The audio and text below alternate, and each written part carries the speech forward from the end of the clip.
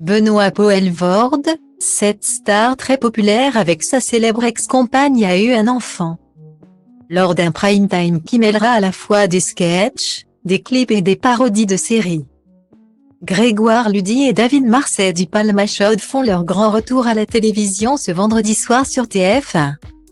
De nombreux invités sont présents pour animer cette soirée, dont le célèbre acteur Benoît Poelvoorde.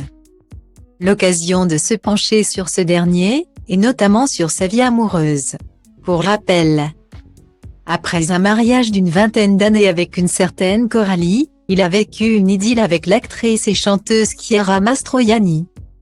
Et si le comédien belge avait officialisé cette relation face à Frédéric Beigbeder pour le magazine Lui en 2014. Sa célèbre partenaire de l'époque s'était montrée quant à elle davantage discrète à ce sujet.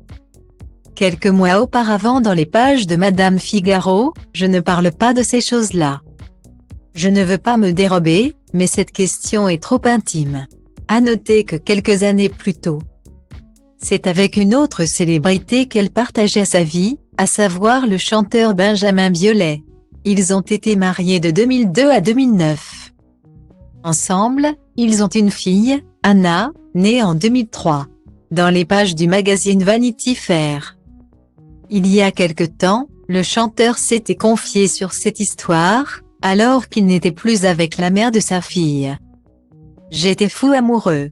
Je savais que c'était l'une des rencontres les plus importantes de ma vie, avait-il révélé, en toute sincérité. Quant à Chiara Mastroianni, c'est dans les pages d'elle qu'elle évoquait ce sujet, je dis pour blaguer qu'on s'entend mieux maintenant qu'avant. On a une super relation. C'est vrai.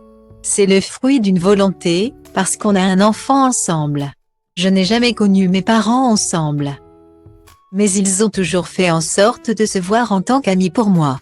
Guillemets. Cela fait donc un point en commun, entre Benoît Poelvoorde et Benjamin Biolay. Précisons que les deux hommes n'ont jamais réellement partagé de projet en commun. Si ce n'est sur le film Et j'aime à la fureur en 2021, dans lequel le premier apparaît à l'écran et le second compose la bande originale.